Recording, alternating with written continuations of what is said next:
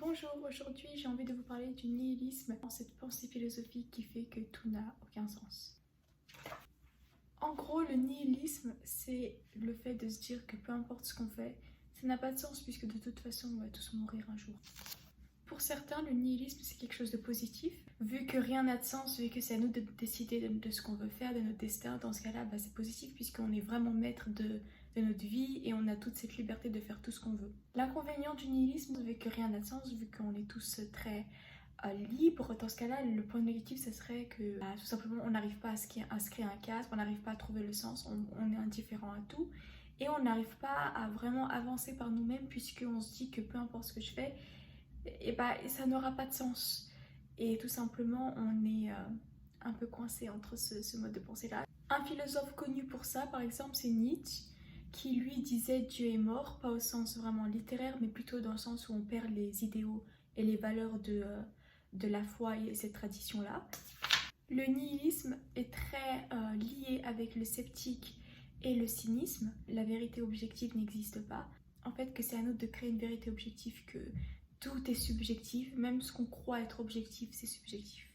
Quel mode de vie peut-il y avoir pour les nihilistes? D'abord, il y a les modes de vie des personnes qui sont totalement, on va dire, qui le vivent bien, parce qu'ils sont libres et ils ont cette pensée que ils peuvent accomplir tout et n'importe quoi et que même s'ils font des erreurs ou des mauvaises actions, ça n'a pas de conséquences puisque rien n'a de sens. Et il y a aussi du coup, par exemple, Nietzsche, lui, il vivait dans la solitude. Il disait souvent « deviens ce que tu es », il se perdait dans cette quête de sens, mais au fond de lui, il avait cette conviction que rien n'en avait finalement et que tout n'était que, on va dire, mensonge et qu'on se volait la face en voulant absolument rechercher un sens à tout. Camus, lui, un autre philosophe qui a aussi pensé au nihilisme, il disait que face au nihilisme, le meilleur serait de ne pas céder à la tentation de vouloir se suicider. Parce que du coup, vu que rien n'a de sens, vu que on souffre pour rien et on est content pour rien en quelque sorte, il disait que des fois cette tentation-là est assez forte et il faut que nous on sache la contrôler. En gros, Camus disait qu'on peut trouver la beauté dans l'absurde aussi.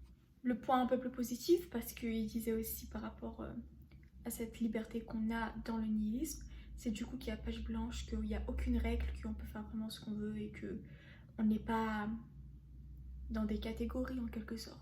Merci d'avoir regardé cette minute suspendue et voilà, vous, qu'est-ce que vous en pensez du nihilisme? Est-ce que vous êtes plutôt pour, plutôt contre?